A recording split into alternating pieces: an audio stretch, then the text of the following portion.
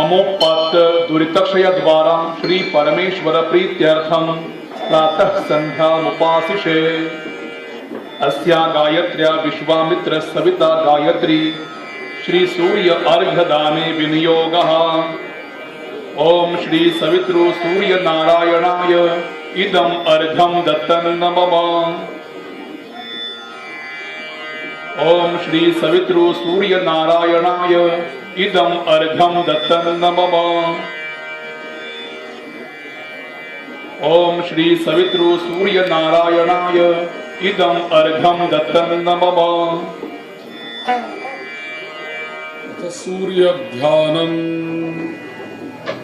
ध्येय सदा सवितृमण्डल मध्यवर्ती नारायण सरसिजा सरसन्निविष्टः केयूरवान् मकरकुण्डलवान् किरीटी हारी हिरण्मय वपुर धृतशङ्खचक्रः।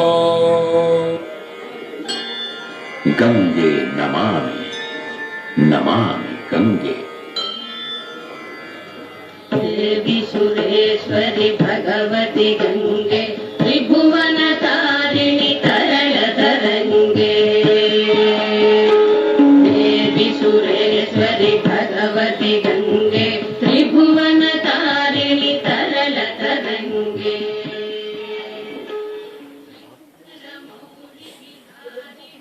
चट्टोपाध्याय चट्टोपाध्याय नमस्कार साहेब. बनारस मध्ये नवीन दिसताय. नवीन असलात तरी काही काळजी करू नका. मी आहे ना, मुकेश नावाडी. तिथे आपली मीना कुमारी नावाची बोट सुद्धा उभी आहे. मी तुम्हाला इथल्या नद्या, इथले घाट, इथली सगळी ठिकाणं दाखवतो. आणि हो, इथल्या सगळ्यांपेक्षा माझे रेट सगळ्यात कमी आहे. सांगा बघू, कुठं आणलंय बाबांना फिरायला? मुक्तिधाम. मिस्टर चट्टोपाध्याय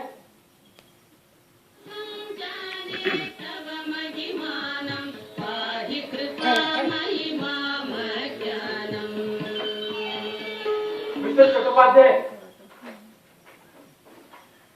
बोला. मी शेखर जोगळेकर. तुम्ही किमान 10वी शिकला असाल. MBA from IIM Ahmedabad. मग चौथीतल्या मुलाला सुद्धा सहज वाचता येऊ शकेल असा परवानगी शिवाय आत येऊ नये या नावाचा फलक आपल्याला वाचता येऊ नये याला मी काय म्हणू? अशिक्षितपणा? नाही, नको. त्यापेक्षा मला याला अतिशिक्षणाचा गर्व असं म्हणायला आवडेल. Mister Shekhar Joglekar, MBA with Ahmedabad. I am sorry, मला बोर्ड दिसला नाही. शक्य आहे.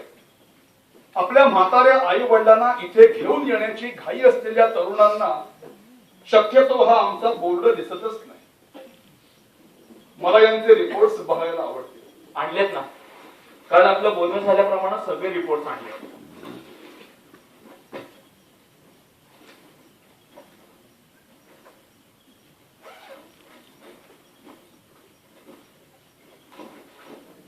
ते रिपोर्ट अगदी पहिल्या मेडिकल टेस्ट पासूनचे आहेत. मुक्तिधाम. माझ्या एका जवळच्या मित्रानं मला सांगितलं, मृत्यूशय्येवर असलेल्या आणि मृत्यूपासून 10 दिवसांच्या अंतरावर असणाऱ्या म्हाताऱ्यांसाठीची संस्था. खरं सांगू, शेवटच्या दिवसात आपल्या नातेवाईकांना वेदनांमध्ये तळमळताना नाही पाहत. त्यांना मुक्ती हवी असते. आपणही आपल्या कामामध्ये गुरफटलेले असतो. हल्ली कामाचं प्रेशर इतकं असतं की त्या शेवटच्या दिवसांमध्ये त्यांना वेळ द्यायला वेळ तरी असायला हवा ना. आणि अशातच तुमची ही संस्था.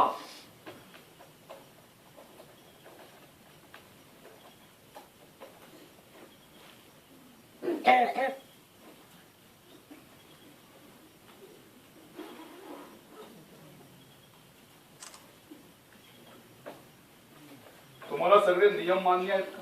हो. आणि तुमच्या या उपक्रमासाठी मी एक चेक काढलाय, लाखाचा आहे. तुम्हाला कोणी सांगितलं या मुक्तिधाम आश्रमाची फी 1 लाख रुपये आहे म्हणून? उद्या तुम्ही तुमच्या वडिलांना सोडून इथून निघून जाणार आणि त्यानंतर 8 ते 10 दिवसात त्यांचा इथे मृत्यू होणार आणि तेव्हा तुम्ही काही इथे नसणार. तुम्हाला जरी कळवलं तरी तुम्ही कामाचं कारण सांगून इथे येणारच नाही. मग तुमची जागा आमच्या आश्रमातला एखादा तरुण कार्यकर्ता घेणार. तो तुमच्या वडिलांचा मुलगा होणार आणि अंत्यसंस्कार करणार. अगदी 10वं 11वं 12वं निधनशांती मास्क भरण्याश्राद्ध आणि वर्षश्राद्ध सुद्धा. आणि हे सगळं स्वतःचे आई वडील जिवंत असताना केवळ तुमच्या वडिलांच्या आत्म्याला मुक्ती मिळावी म्हणून तो मन लावून करणार, मनोभावे करणार. या त्याच्या भावनांचं मोल 1,00,000 रुपये. ही रक्कम कमी होते का? नाही, पैशाचा आपल्याला काहीच प्रॉब्लेम नाहीये. तुम्ही रक्कम सांगा, तेवढ्याचा चेक देतो. नाहीतर असं करतो, मी सही करून चेक देतो, तुम्ही योग्य ती रक्कम टाका. पण प्लीज माझ्या बाबाने तर ठेवून घ्या, नाही म्हणू नका. तुमचा काहीतरी गैरसमज झालाय मिस्टर शेखर जोगळेकर. मुक्तिधाम आश्रमात मी मुक्ती द्यायचं काम करतो. जन्म आणि मृत्यू यांचा सौदा करीत नाही. मला तसं म्हणायचं नव्हतं. बरं, एकदा बाबांना मी शेवटचं भेटून घेऊ का? बेटा,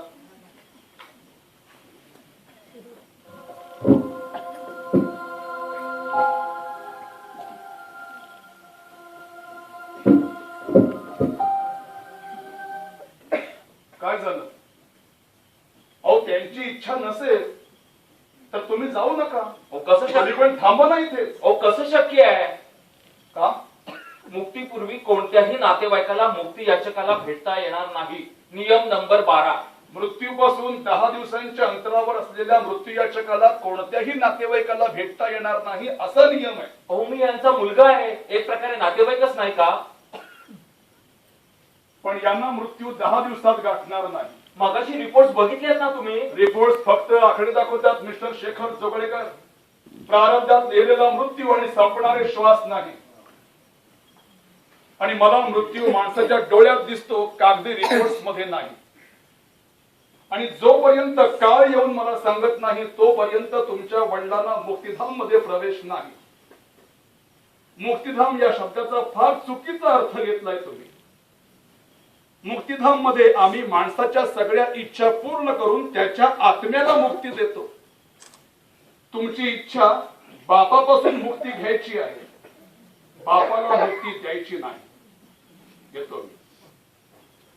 हो, मग आम्ही जाऊ कुठे? तो तुमचा प्रश्न आहे. हा, तशा इथे जागा आहेत, पण त्या तुमच्या इभ्रतीला शोभणाऱ्या नाहीत बहुतेक. सांगा, मरणाच्या दारात कसली आली शोभा?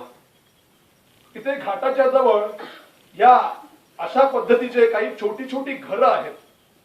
घरांना कुलपण आहेत. बघा, राहणार असाल तर मला सांगा. नाही म्हणजे तुमच्या खाण्यापिण्याची व्यवस्था करायला बरी. या ओ, ह्या तर सगळ्या झोपड्या दिसत आहेत. का?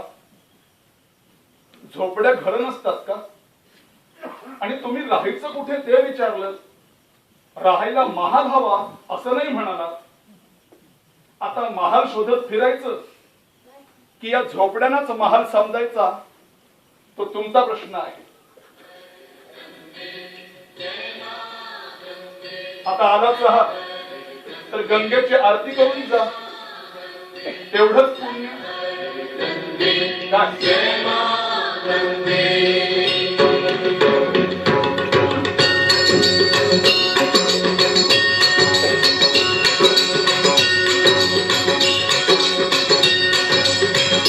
ओम जय गंगे माता. श्री परमेश्वर प्रीत्यर्थम माध्यान्ह संध्यामुपासिषे. अस्या गायत्र्या विश्वामित्र सविता गायत्री श्री सूर्य अर्घ्यदाने विनियोगः. ओम श्री सवितृ सूर्य नारायणाय इदं अर्घ्यं दत्तं मम. ओम श्री सवितृ सूर्य नारायणाय इदं अर्घ्यं दत्तं मम. ओम श्री सवितृ सूर्य नारायणाय इदं अर्घ्यं दत्तं मम. गंगे नमामि नमामि गंगे. माया आता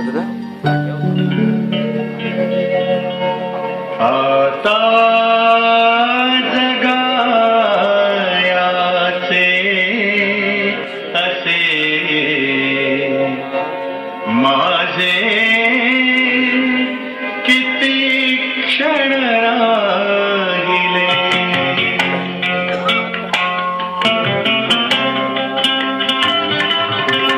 ते लोक होते वेगळे घाईत जे गेले पुढे ते लोक होते वेगळे घाईत जे गेले पुढे मी मात्र थांबून पाहतो मागे किती जण राहिले आता जगायाचे असे माझे किती क्षण राहिले.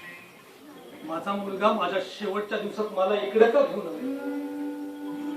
मी 8-10 दिवसात मरणार, 13 दिवस माझं कार्य चालणार. म्हणजे माझा मुलगा माझ्यासाठी 25 ते 30 दिवस वेळ नाही देऊ शकत, आणि मी मात्र म्हातारपण हे दुसरं बालपण असतं. मग आम्हाला समजून का घेत नाही? वार्धक्य ही जुन्या विचारांची साठवण असते असं म्हणतात. मग आम्हाला अडगळ का समजतात?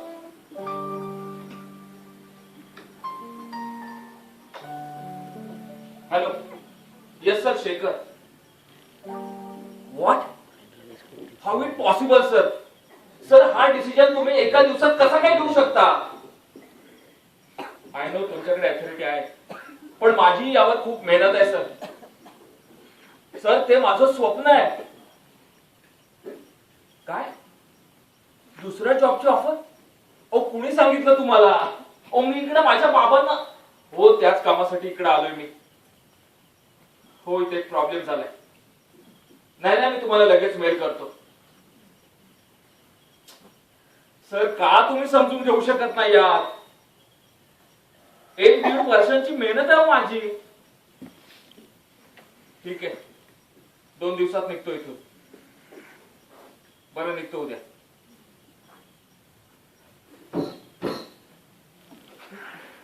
लागलं का रे? नाही, तुम्ही झोपा, मी जरा बाहेर जाऊन येतो. बैस ना, गप्पा मारू आपण. हे बघा, मला अर्जंट मेल करायचा आहे. तेवढं झालं की बघू आपण. बरं, एवढी शाल टाकतोस का अंगावर? थंडी वाजते.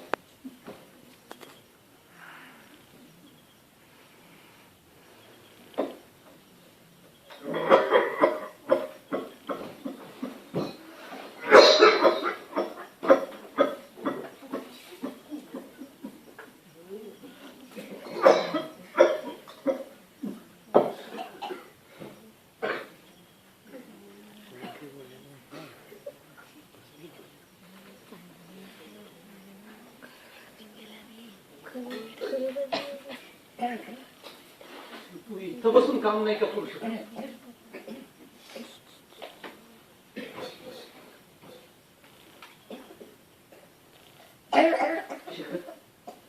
आठवतंय का काही? शाळेत काही घडलं तरी तू मला येऊन सांगायचं. तुला आठवतंय? एकदा शाळेत तुला कुणीतरी मारलं होतं, तेव्हा तू फक्त मला येऊन सांगितलं होतंस. मी घरी आलो तेव्हा मला घट्ट मिठी मारून रडला होतास. आठवतंय तुला? Please wait. नाही, तुझं चालू दे. नाही, तुम्हाला नाही.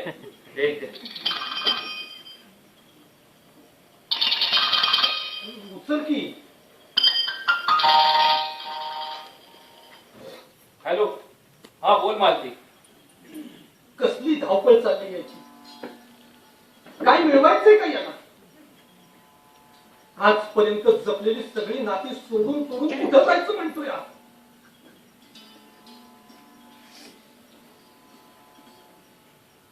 माणूस जन्माला येतो तेव्हा त्याच्याजवळ काही नसतं, आणि मरतो तेव्हा सुद्धा त्याच्याजवळ काही नसतं. म्हणजे माणसाचा प्रवास शून्यातून सुरू होऊन शून्यापर्यंतच संपतो. यात पैशापेक्षा नाती मोठी असतात हे याला शिकवायचं राहून गेलं. हा बोल. काय नाही, माझं डोकं फिरलंय म्हणून असं बोलतोय मी. हे बघ, हे सगळं चाललंय ना ते त्या चट्टोपाध्यायांमुळे. ऐक, म्हातारा चळ लागलेला.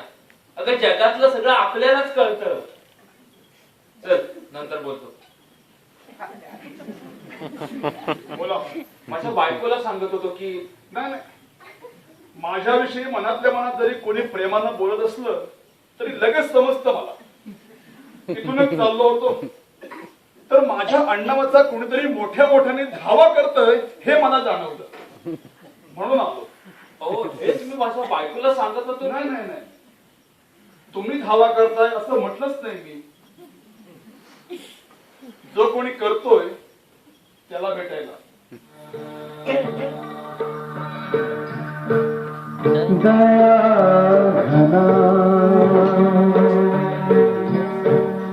दया घना का तुटले चिमणे घरटे पुरलो बंदी असा.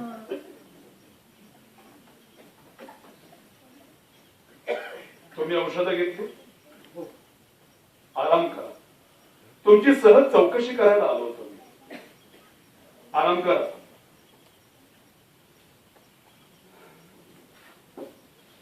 मग दिसला मृत्यू डोळ्यात. मृत्यू म्हणजे काय तुम्हाला मोतीबिंदू वाटला का? आणि बापाच्या डोळ्यात मृत्यू दिसतोय की नाही हे जाणून घेण्यापेक्षा एकदा नीट बघा. मृत्यू सोडून सगळं काही दिसेल. आणि आधी खोटं बोलणं सोडा. मृत्यू सोडून डोळ्यात बरंच काही वाचता येतं मला. येतो.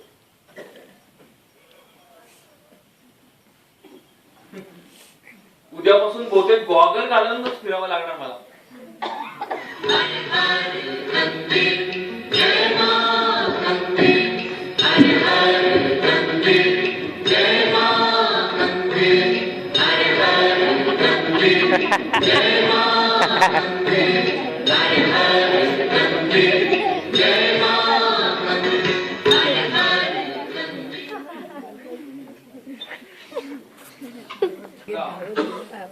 गंगाबाई, लोक हिला का नमस्कार करतात काय कळत नाही.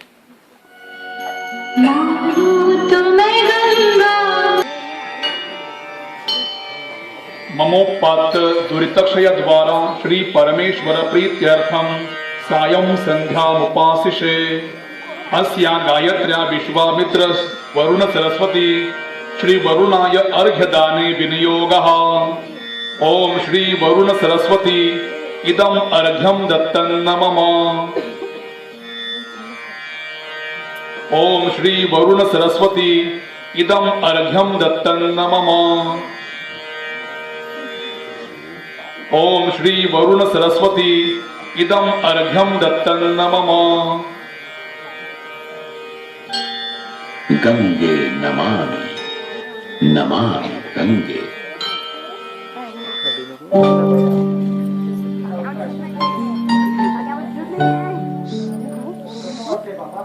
बरं वाटतंय.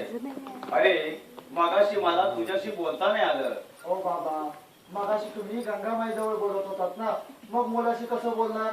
होय, गंगामाई जवळ बोलत होतो आणि गंगामाई जवळ बोलायला मला खूप आवडतं.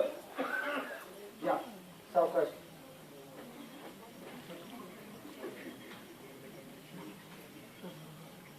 आतापर्यंत 3 वेळा मी कुंभमेळ्याला आलो होतो. गंगामाईला पण भेटलो, पण त्या गर्दीत गंगामाईशी काही बोलता नाही आलं. हो, पण ह्यावेळी गंगा बोलली. हो बाबा, काय म्हणाली गंगाबाई? म्हणाली, मेल्यानंतर राग म्हणून माणूस म्हणून भेटलास, पुण्यवान आहेस.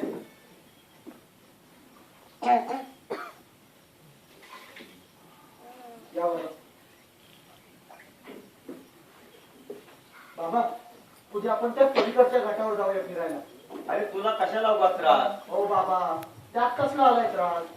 गंगाबाई म्हणाली पुण्यवान आहेस, का सोन्यासारखा मुलगा मिळाला म्हणून. थंडी वाजते बाबा. अरे घाटावर थंडी ही असायची. बाबा तुम्ही आधी घरात चला बघू, आराम करा. गंगामाईला पुन्हा पुन्हा भेटावंसं वाटतं. हो बाबा मग मी आहे ना. गंगाबाई कुठे जात नाही आणि मी आधी कुठे जात नाही. तुम्ही आधी आराम करा बघू, चला. हर हर गंगे हर हर गंगे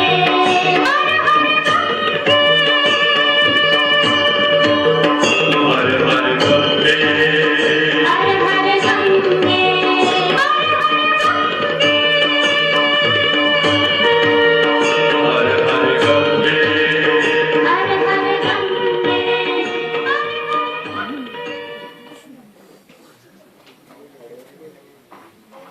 काय साहेब इतक्या रात्री घाटावर झोप येत नाही वाटतं.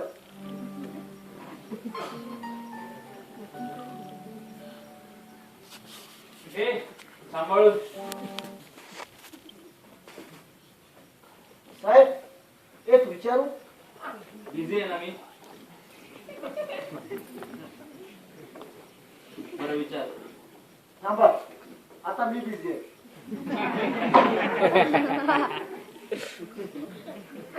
साहेब सकाळी तुमच्याबरोबर जे आले ते तुमचे बाबा ना? हो.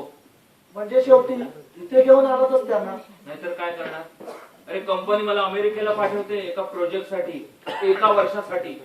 हे बघ ते जर का पॅकेज मला मिळालं ना तर मला 50 लाखांचं पॅकेज मिळेल. 50 लाख. आयुष्यातली सगळ्यात मोठी अपॉर्च्युनिटी माझ्या समोर उभी आहे आणि ती मला सोडावी लागते यांच्यामुळं. बरं यांना मी घरी ठेवू शकलो असतो. माझी बायको मालती ती आहे सांभाळायला घरी.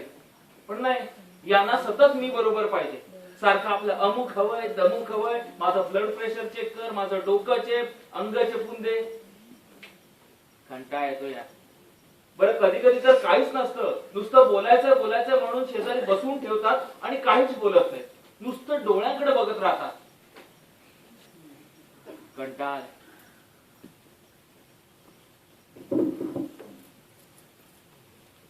साहेब तुम्ही काही काम बिम करता की नाही? नाही म्हणजे करत असाल पण नेमकं काय काम करता? Your mail has not been sent. काय? मेल जाते. हो जाते ना वाराणसीला सकाळी 4:30 वाजता. तुला मस्करी सुचते काय? वेळेची सगळीच गणितं बिघडली आहेत माझी. बॉसचा फोन सारखा रिजेक्ट करतोय मी. हो साहेब आधी सांगा तरी काम काय करता ते. तुझं वय काय आहे? 17. जाऊ दे तुला नाही काय. हो साहेब आधी सांगा तरी काम काय करता ते. I am senior manager in traveller and tour company. अच्छा मॅनेजर म्हणजे नेमकं काय करता? अरे म्हटलं ना तुला नाही कळणार म्हणून. बरं ते जाऊ दे. मला एक सांग, सकाळी ज्यांना तू घाटावर घेऊन आला होतास ते तुझे बाबा ना? हो. त्यांची तू एवढी सेवा करतोस. रोज त्यांना नावेतून फिरवतोस, त्यांचे पाय चेपून देतोस.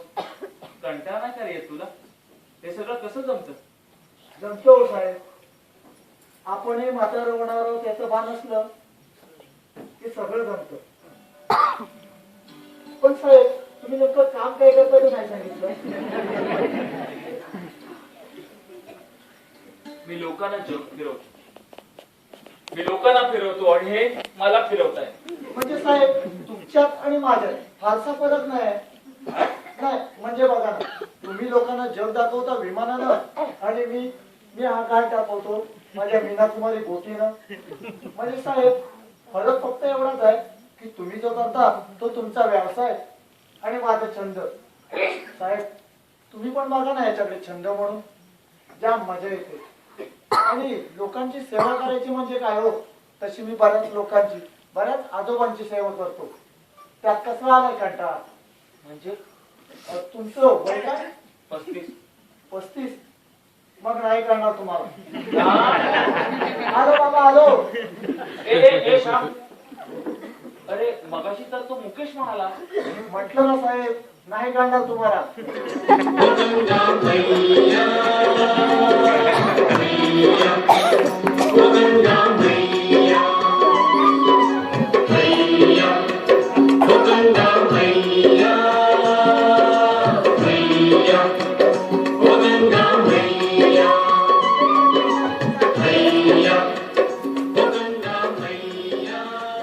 आजी सावकाश, चट्टोपाध्याय, सावकाश आजी. खाली पायरी आहे. आला का हो समीर? नाही आला अजून. पत्रात वेळ नव्हती का लिहिली त्याने? नाही, नव्हती लिहिली. पण एव्हाना यायला पाहिजे होते. संध्याकाळ सुद्धा उलटून गेली. मग अजून कसा नाही आला हा? इथे बस. चट्टोपाध्याय, आला का हो? नाही आला. आजी, तू इथे बस. मी समीर आला का ते पाहून येतो.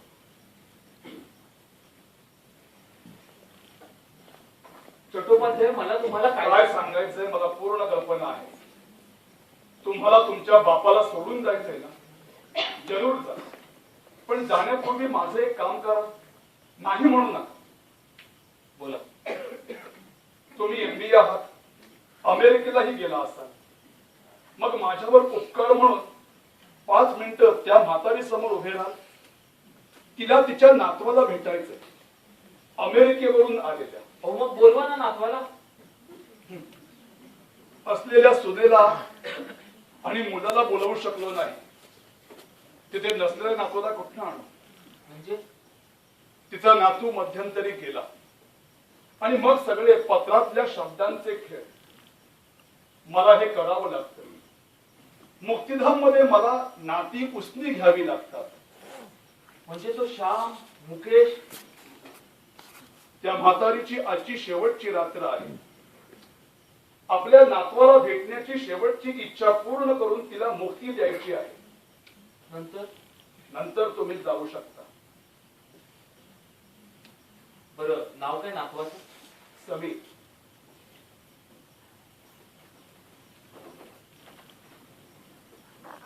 आजी, समीर आलाय. आजी. समीर? अरे ए सम्या, आलास का रे? हो आजी. प्रवासाचा त्रास तर नाही ना झाला तुला? नाही. जग फिरला पण आजीला नाही हो विसरला. लग्न केलं, लग्नाचे फोटो सुद्धा पाठवले. पाहू नाही शकले पण अनुभवले. काय रे, नाव काय सुनायचं? सारा. अच्छा, इंग्लिश आहे तर. पण आजी, सुसंस्कृत आहे मुलगी. अच्छा. अगं कामातून वेळच मिळत नव्हता. तिनंच सांगितलं, आजी वाट बघत असेल निघ. लगेचच पुढचं फ्लाईट पकडलं आणि निघालो लगेच. आजी, उशीर तर नाही ना झाला यायला? हे रे, अजून बराच वेळ आहे माझ्याकडे गप्पा मारायला. रात्रभर आपण भरपूर गप्पा मारू. चट्टोपाध्याय म्हणायचे, आजी माझ्याशी बोला. पण काय रे बोलणार? अरे किती झालं, आपली माणसं ती आपली माणसं. हे सम्या, घाई नाही ना रे जायची तुला? अगं नाही आजी, बोल ना. अरे तुझ्यासाठी भूक लाडू बनवले होते. तू येणार हे चट्टोपाध्यायांनी सांगितले तेव्हाच बनवायला घेतले.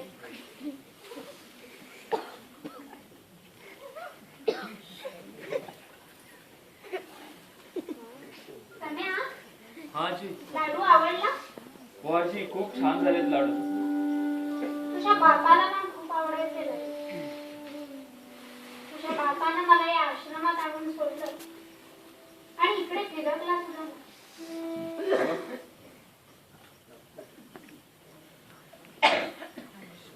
आजी, अगं अडकले असतील कुठेतरी कामात.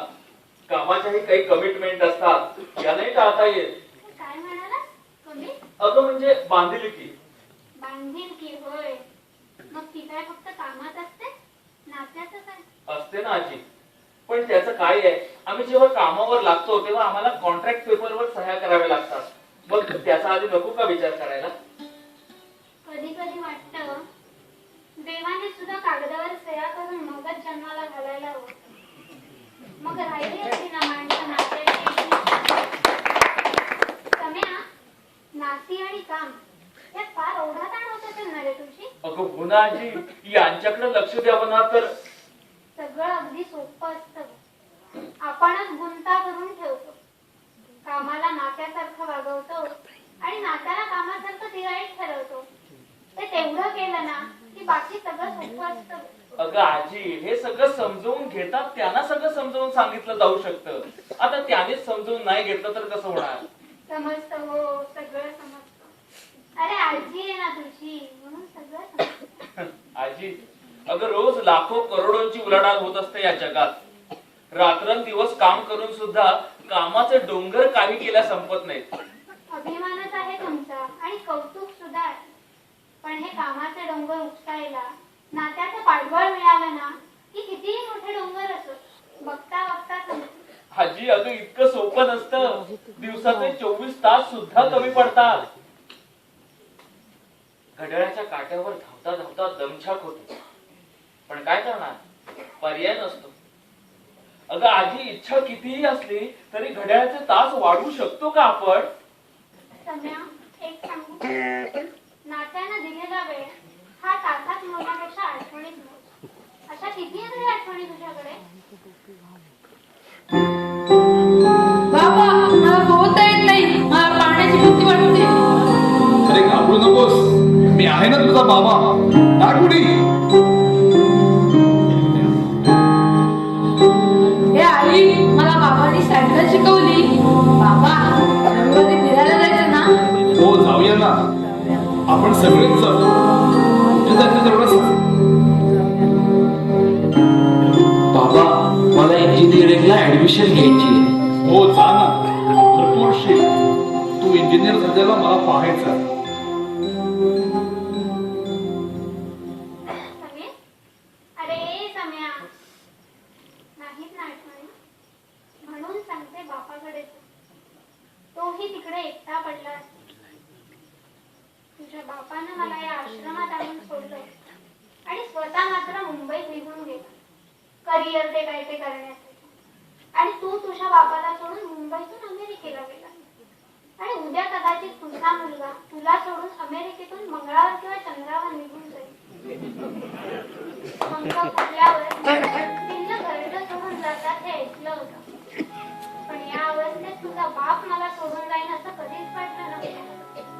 सम्या, तुझा बाप जन्माला आला तेव्हा मला खूप आनंद झाला होता. कारण आम्हाला आशा होती की हा मुलगा आपल्याला कधीही अंतर देणार नाही. आपल्या भावी आयुष्याचा आधार होईल. किती चुकीचा विचार करत आलो आम्ही. आमच्या उंजळीत फुलं पाहत होतो मुलाच्या रूपात. पण ते मृगजळ होत आहे कधी कळलंच नाही रे. तुमच्या पिढीला काय कमवायचंय रे? सुखाच्या पाठीमागे जाताय. सुख हे वाळूसारखं असतं रे. जितकी घट्ट आवावी तितकं ते निसटून जातं. अरे म्हणून सांगते, आता तरी बापाकडे जा. त्याला खूप काही बोलायचं आहे तुझ्याशी. करशील ना रे इतकं माझ्यासाठी? हो आजी. चला, आता माझी निघायची वेळ झाली. निघायला हवा.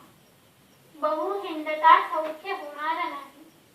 शिणावे परी नातुडे गीत गाठी.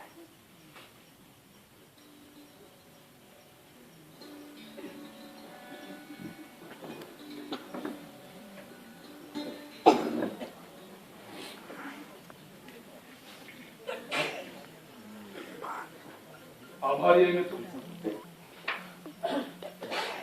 आता आजची रात्र आपल्या वडिलांसोबत काढा. उद्या सकाळची गाडी आहे, फक्त तुमची. मी तुमच्या पद्धतीची व्यवस्था करतो. पण जाण्यापूर्वी मला तुमची 2 मिनिटं मिळतील. बोला. पहिल्यांदा सॉरी की मी तुम्हाला त्या आजीजवळ खोटं बोलायला भाग पाडलं. पण काय, शेवटी नाती ही नाती असतात, भावनेने बनलेली, अनुभवाने सांधलेली. आपण कंपनीच्या कामासाठी कितीही राबलो तरी कंपनीची माणसं पिंडदान करताना मी आजपर्यंत पाहिलेली नाही. आणि आपल्या देशात अजूनही कावळा नातेवाईकांच्या इच्छा पूर्ण करण्यासाठीच पिंडाला शोधतो. खूप काही सांगायचं असतं या मरणाऱ्या माणसाला, खूप बोलायचं असतं. अगदी आयुष्यभर भरभरून दिलं ना तरी मरताना खूप काही देऊन जायचं असतं पुढच्या पिढीला. बँकांच्या फंडांच्या जाहिरातीमध्ये आपला मुलगा डॉक्टर व्हावा, इंजिनियर व्हावा, अगदी अवकाशात जावा म्हणून त्याच्या जन्मा आधीपासून पैशांची तरतूद करणारे अनेक बाप मी पाहिले. पण आपल्या रिटायर झालेल्या बापाला मरेपर्यंत लागणारा पैसा जमा करणारा मुलगा मी आजपर्यंत पाहिलेला नाही. हा खरं तर त्यांना पैशांची गरज नसते, त्यांना हवी असतात त्यांनी या जगात आणलेली माणसं, त्यांची नाती. काय म्हणा, ती पिढीच वेगळी होती, फक्त देणारी, काहीही न मागता. पण जगण्यासाठी पैसा लागतोच ना. पैसा जगण्यासाठी लागतो. तुमची पिढी पैसा कमवण्यासाठीच जगते. आणि माणसाला पैसा किती लागतो? पैसा इतका असावा की तो आपल्या प्रपंचाला पुरावा आणि थोडासा उरावा. पण प्रत्यक्षात काय होतं? पैसा माणसाला पुरतो आणि मग वर उरतो. मग मला सांगा, आपल्या मृत्यूनंतर त्या उरलेल्या पैशाचा आपल्याला काय उपयोग? या कंपनीमुळे मला अमेरिकेला जायची संधी मिळते. कंपनी एकच आहे का? या अख्ख्या विश्वात ही एकच कंपनी आहे का तुमची? पण लक्षात घ्या, तुमचा बाप हा बाप आहे, तो तुम्हाला एकदाच मिळालाय आणि तो आता काही दिवसांपुरता उरलाय. अहो, तुम्ही तुमच्या वडिलांना इथे सोडल्यामुळे ते तुमच्या मांडीवर शेवटचा श्वास घेऊ शकणार नाहीये. तुम्हाला त्यांच्या मुखामध्ये शेवटचं तुळशीपत्र ठेवता येणार नाही, की पळीनं मुखात पाणी घालता येणार नाही, की अंतयात्रेमध्ये मटकरी धरता येणार नाही. मग मुलगा असून तुमचा उपयोग काय? स्वतःच्या मुलाच्या मांडीवर शेवटचा श्वास, यालाच म्हणायची मुक्ती, यालाच म्हणायचा मोक्ष. कसली घाई कसली करताय? अहो, मृत्यू म्हणजे एका जीवात्म्याच्या मुक्तीचा आनंद सोहळा असतो. तो मनोभावे एन्जॉय करायचा असतो. घाई करून कसं काय चालेल? आणि लक्षात घ्या, सगळ्याच गोष्टी काही पैशाने होत नसतात. काळ बदलला तर जमवलेला सगळा पैसा एका रात्रीत संपून जातो, पण उपयोगी पडतात ती आपण सांभाळलेली माणसं आणि जपलेली नाती. आणि तुमच्या वडिलांना तुमच्याकडून पैसा नकोच आहे, त्यांना हवे आहात ते फक्त तुम्ही. बघा, तुमचा मी खूप वेळ घेतला, पण आणखी थोडं सांगतो. म्हातारपण हे दुसरं बालपण असतं. जर शक्य झालंच तुम्हाला तर या तुमच्या वडिलांचं हे नवं बालपण एन्जॉय करण्याचा प्रयत्न करा. येतो.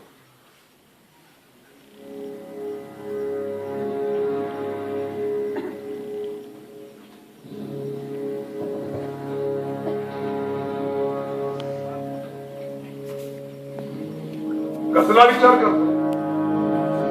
बापाचं नवं बालपण एन्जॉय करा. जमतो साहेब, आपणही म्हातारे होणार यांचं भाग असतं की सगळं जमतं. गंगाबाई म्हणाली, पुण्यवान आहे, सोन्यासारखा मुलगा मिळाला म्हणून. तुमची इच्छा बापापासून मुक्त होण्याची आहे, बापाला मुक्ती द्यायची नाही. जा बापाकडे जा, तोही तिकडे एकटा पडला असेल, त्याला खूप काही बोलायचं असेल तुझ्याशी. जा.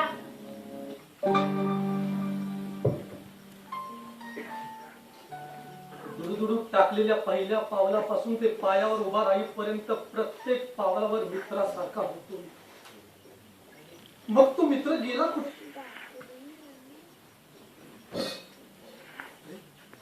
आलास? काही नाही, जुन्या आठवणींचा अल्बम चालत होतो.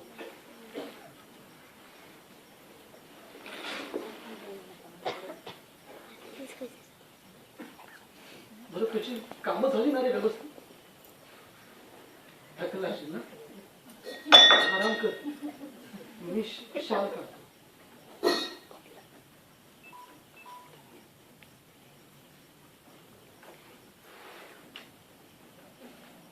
झोप येत नाही का?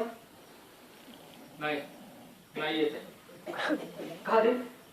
बाबा आता तुम्ही काय बघत होता? या भूतकाळातील आठवणी पाहत होतो. बाबा भूतकाळातील आठवणी आणि भविष्यातील स्वप्न माणसाला स्वस्त झोपूच देत नाहीत का? बाबा तुमच्या डायरीतलं वाक्य मला अजूनही आठवतंय. त्यावेळेस तुमची डायरी मी चोरून वाचली होती आणि तेव्हा तुम्ही मला मारलं सुद्धा होतं. शेखर, पण ज्या वाक्यासाठी मी मार खाल्ला ते वाक्य अजूनही नाही विसरलोय मी.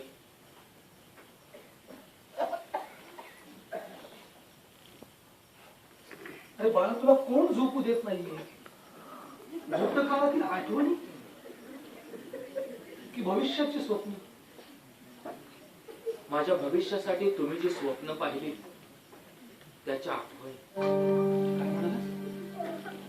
काही नाही बाबा, आठवतंय आपण एकदा कुठल्याशा अभयारण्याला भेट दिली होती. हा कुठल्या ते नाही आठवत आता. गीरच्या जंगलात गेलो होतो. तू रुसून बसला होतास. तू 9 वर्षाचा होतास ना तेव्हा. हे पुस्तकातले प्राणी बघून तू तर हट्ट झाला होतास. बाबा हे प्राणी मला प्रत्यक्ष बघायचे. हा, म्हणून तुला तुझी आई राणीचा बाग दाखवायला घेऊन गेली होती.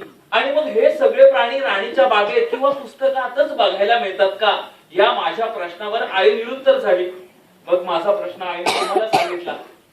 काही कामानिमित्त तुम्हाला आठवडाभर बाहेर गावी जावं लागलं होतं म्हणून तू रुसून बसला होतास, गाल फुगून.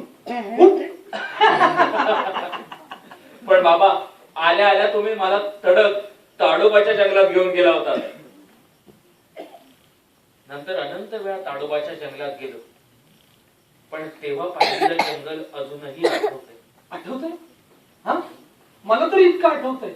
तुला झुरण दिसलं तरी तू ओरडत सुटायचास, बाबा झुरण, बाबा झुरण म्हणून. आणि मला घट्ट मिठी मारायचास. आणि नंतर नंतर तर तू मला माकडाच्या पिलासारखी मिठी मारून फिरायचास. बाबा पण तुमच्या खांद्यावर हनवटी ठेवून पाहिलेलं जंगल नंतर नाही पाहू शकलो. मला तर इतकं आठवतंय की तुझ्या प्रश्नांनी मी मात्र हैराण व्हायचो. म्हातारा सिंह दिसला होता. त्याच्या डोळ्यात पाणी बघून तुम्हाला विचारलं होतं, बाबा का रडतोय तो? कारण तो सिंह आता म्हातारा झाला. त्याची मुलं त्याला सोडून गेली आहेत म्हणून तो रडतोय. बाबा आपण दुसऱ्या दिवशी त्याच मार्गावरून जात असताना तो म्हातारा सिंह आपल्याला कुठे दिसलाच नाही. तो म्हातारा सिंह आपल्याला दिसला नाही म्हणून माझा झालेला मोडाव बघून तुम्हाला खूप वाईट वाटलं होतं. तो म्हातारा सिंह तुला पुन्हा नाही दिसला याचं मला आजही वाईट वाटतंय. बाबा तुम्हाला आठवतंय त्यावेळेस तुम्ही मला एक गाणं सुद्धा शिकवलं होतं. गिंग गँग गोली गोली गिंग गँग, गिंग गँग गोली गोली गिंग गँग. बरोबर बाबा, या गाण्याचा अर्थ तुम्ही मला तेव्हा सुद्धा सांगितला नव्हता. अगदी मी खूप हट्ट केला तेव्हा म्हणाला होता रामरक्षा. चायनीज भाषेतील रामरक्षा ही भीती वाटली की मग. बाबा मला हे आज गाणं म्हणावंसं वाटतंय. शेखर, बाळा तुला कसली भीती वाटते? माहित नाही. नंतर कित्येक वेळा मी ते गाणं म्हटलं सुद्धा होतं. पण बाबा मला आठवतंय प्रत्येक वेळेस या गाण्याचा अर्थ तुम्ही मला वेगळा सांगितला होता. बाबा नक्की काय अर्थ आहे त्या गाण्याचा? अरे गाणं आहे ते, आनंद व्यक्त करणारं गाणं. शिखर, पण मला आज ते गाणं म्हणावं असं वाटतंय. बाबा अहो तुम्हाला कसला आनंद होतोय? माहित नाही. शिखर, गाणं म्हणून. बाबा गिंग गँग गोली गोली गिंग गँग गोली, गिंग गँग गोली गोली गिंग गँग, गिंग गँग गोली गोली गिंग गँग, गिंग गँग गोली गोली गिंग गँग, गिंग गँग गोली गोली गिंग गँग. शेखर, आठवतंय का काही? आठवतंय बाबा. शाळेचं गॅदरिंग. मी स्टेजवर उभा होतो. काहीच सुचत नव्हतं. डोळे मोठे झाले होते, पाय लटपटत होते. क्षणभर वाटलं की भूकंप होतोय, पण नंतर कळलं आपलेच पाय लटपटताय. बाबा गाणं सुचत नव्हतं. ओठ बाहेर आलेले, डोळे पाण्याने भरलेले, आणि बाबा एवढाच शब्द ओठावरून येणार, तोच तुम्ही प्रेक्षकातून गायब झाला होता. बाबा शिखर, डोळ्यात पहिला थेंब पडणार तोच तुम्ही माझ्या शेजारी उभे होता. तुला आठवतंय आपण याच गाण्यावर नाचलो होतो.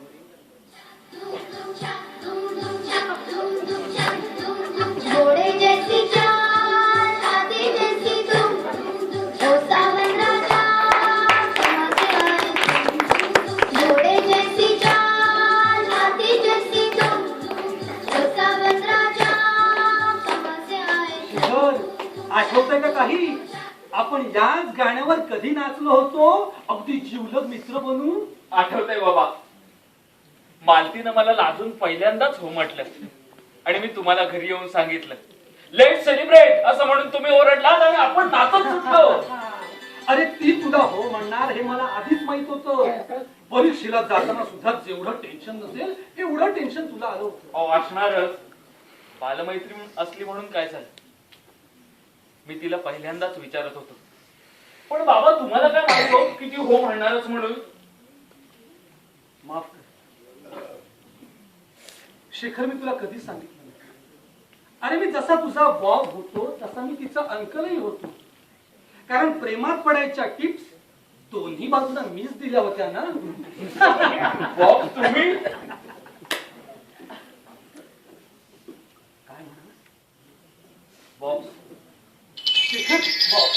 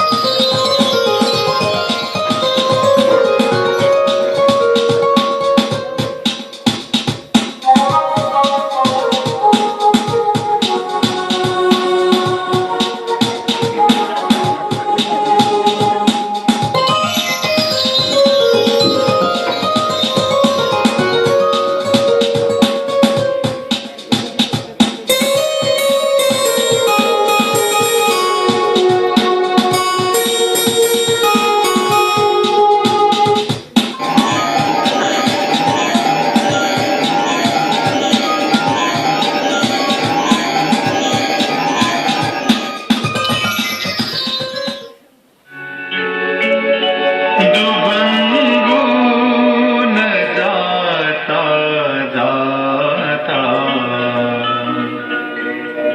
मी अभंग झालो.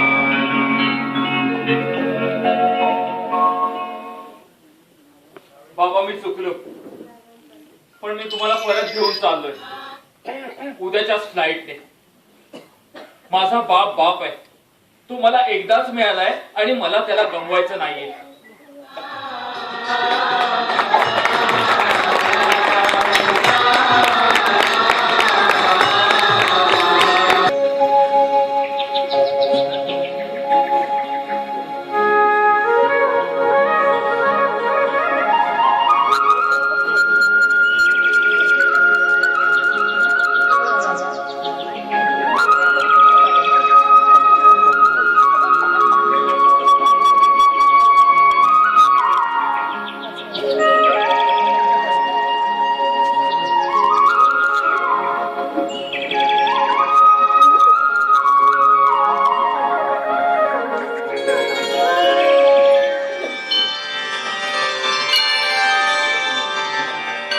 ममोपात दुरितक्षय द्वारा श्री परमेश्वर प्रीत्यर्थम प्रातः संध्या उपासिषे.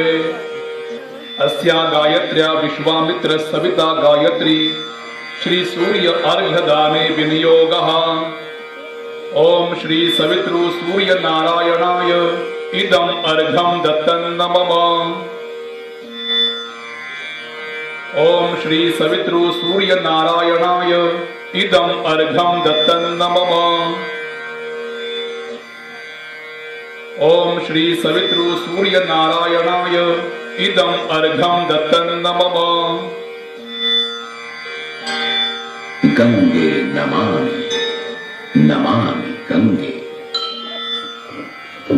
देवी सुरेश्वरी भगवती गंगे त्रिभुवनकारिणी करण। चला बाबा निघायचं.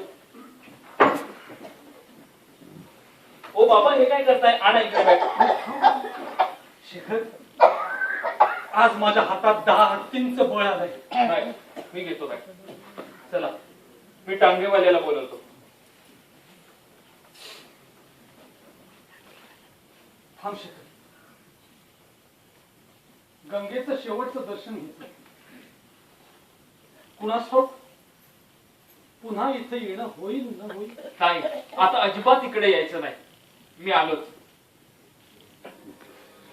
देवी सुरेश्वरी भगवती गंगे त्रिभुवनकारिणी करण तरंगे। देवी सुरेश्वरी भगवती गंगे त्रिभुवनकारिणी करण तरंगे। शंकर मौली विहारिणि विमले वाममति रासां तव पद कमले। शंकर मौली विहारिणि विमले वाममति रासां तव पद कमले। चला मी चट्टोपाध्यायांना सांगून येतो. चट्टोपाध्याय भैया रुको प्लीज. चट्टोपाध्याय, मला तुम्हाला थँक्यू आणि सॉरी म्हणायचं. थँक्यू यासाठी की तुमच्यामुळे माझे बाबा मला परत मिळाले, आणि सॉरी याबद्दल की मी तुम्हाला खूप त्रास दिलाय. सगळ्या इच्छांच्या पूर्ततेनंतर माणसाला मुक्ती मिळते. माझ्या मुलानं माझ्याशी एक दिवस तरी मित्रासारखं वागावं ही तुमच्या वडिलांची शेवटची इच्छा होती, जी तुम्ही पूर्ण केली.